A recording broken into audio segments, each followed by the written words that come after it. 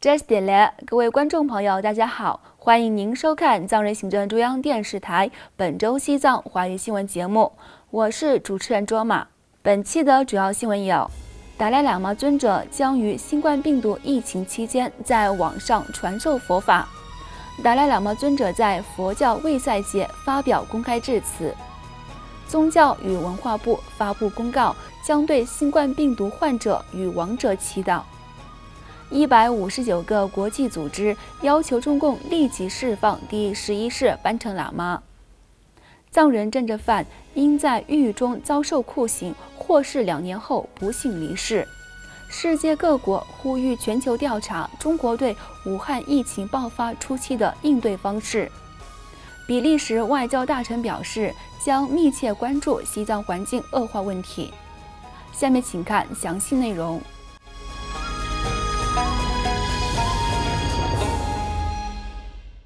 据达赖喇嘛官方国际华文网站发布的消息，因世界各地信众及团体多次祈请，达赖喇嘛尊者将于5月16号、17号2天透过网络现场直播传授佛法。据了解，由于受新冠病毒疫情的影响，达赖喇嘛尊者此次将透过尊者不同语种的官方网站和社交媒体直播讲授龙树菩萨的中观宝鬘论第1品及第4品。同时，为应对当今世界面临2019新冠病毒疫情等困境，尊者提供个人的建议和开示。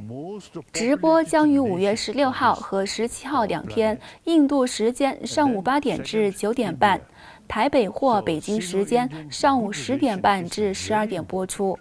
另外，西藏精神领袖达赖喇嘛尊者于藏历4月15号、公历5月7号纪念佛陀释迦牟尼诞生、成道以及涅槃的卫散节之际发表公开致辞，呼吁信众按照佛陀的建议，在不伤害任何人的前提下，力尽所能地帮助每一个人，并强调佛陀的这一教导仍然是当今世界上最强大的善的力量之一。根据达赖喇嘛官方国际华文网站发布尊者的开示内容，达赖喇嘛尊者首先向所有庆祝卫散节的佛教徒致以问候，并回顾了佛陀的诞生、成道以及涅槃等生平事迹。同时，尊者还介绍佛陀释迦牟尼在悟道成佛后，便开始分享他所倡导的因缘而起、非暴力以及利他的思想，并强调佛陀的建议是不要伤害任何人，而是要帮助每一个人。如今佛陀的这一思想成为利益他人的强大力量，因为出于同情心而产生的非暴力理念仍服务着人们。尊者最后指出，当前人类的安全面临到严重威胁，人们都在为失去亲友感到难过，但在此之际，人们应专注在如何集中力量，因为唯有团结一致，才能战胜这一巨大的挑战。与此同时，藏人行政中央宗教与文化部呼吁所有藏传佛教信众在佛教卫赛节当天加入网上祈祷活动，共同为源自中国武汉而传播到全球各地的2019新冠病毒疫情迅速得到消除而祈祷。此外，藏人行政中央宗教与文化部于本周二5月1号发布公告，呼吁感染2019新冠病毒的患者及亡者家属与该部门取得联系，以便宗教与文化部组织祈祷仪式和提供佛事方面的相关帮助。宗教与文化部在公告中指出，由于100多名藏人感染了2019新冠病毒，特别是在美国和欧洲遭受感染，部分藏人已经不幸离世，因此呼吁亡者家属和遭受病毒折磨的患者向宗教部提供姓名等详细情况，以便宗教与文化部组织必要的超度和祈祷仪式，以及相应的佛事方面的帮助。公告指出，在遵循藏人行政中央和印度政府的宵禁法令的前提下，超度和祈祷法会将由达兰萨拉的乃琼寺和噶尔登寺同步举行，宗教部将承担法会所有费用。另外，藏人行政中央教育部在印度全国封锁期间，向学生和家长提供热线与网上专业资讯服务。相关辅导人员及其联系方式，可在藏人行政中央官网上进行查询。另外，在第11世班禅喇嘛坑登觉济尼玛及他的家人遭中共当局强迫失踪25周年来临之际，159个国际组织向联合国递交了联合请愿信，要求联合国敦促中共当局立即释放坑登觉济尼玛及他的家人。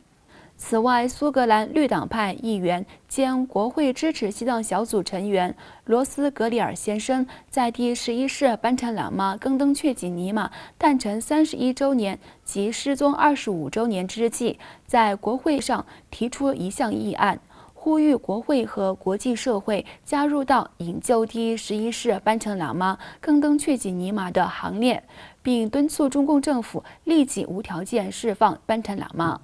该议案赞同藏人行政中央也于4月25号透过驻各国的办事处和支持西藏团体，于4月25号至5月17号发起为期1个月的全球倡导拯救班禅喇嘛的运动，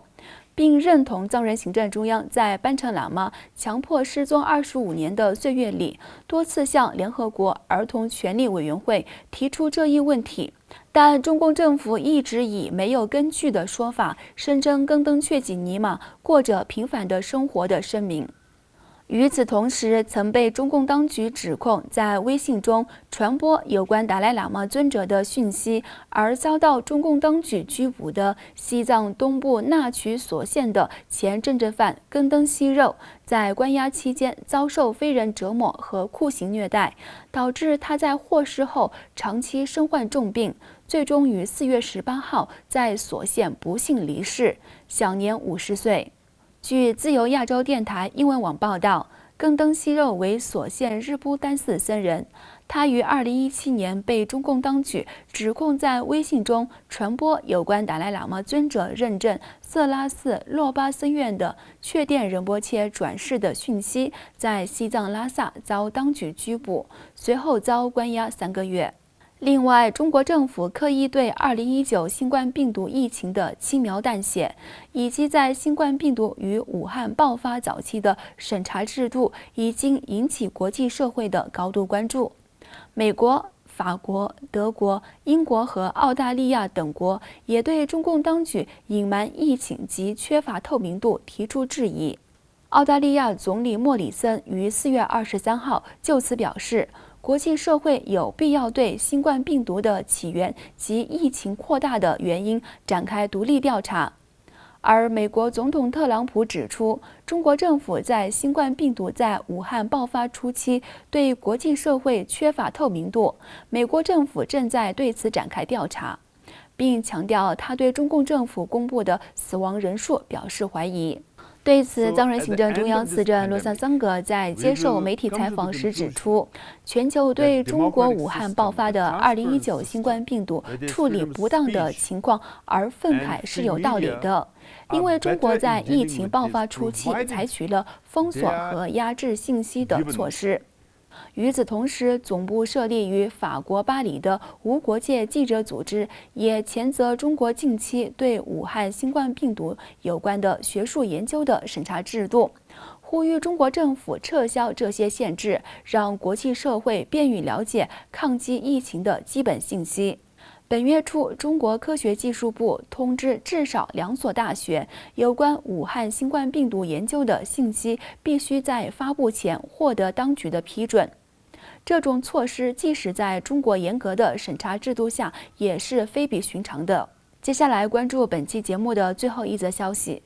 比利时外交大臣菲利普·戈凡先生于上月回应比利时联邦议会议员塞米尔·科格拉蒂先生关于西藏环境恶化问题的质询。菲利普·戈凡先生在回应函中指出，比利时外交部及驻北京大使馆将会密切监测西藏的气候变化、环境恶化、保护生物多样性和可持续性发展等问题，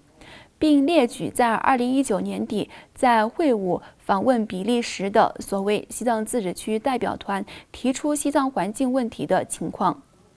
观众朋友，藏人行者中央电视台本周西藏华语新闻节目就为您播报到此。欲了解更多有关西藏境内外的讯息，请登录屏幕下方的网址。感谢您的收看，我们下期节目再会。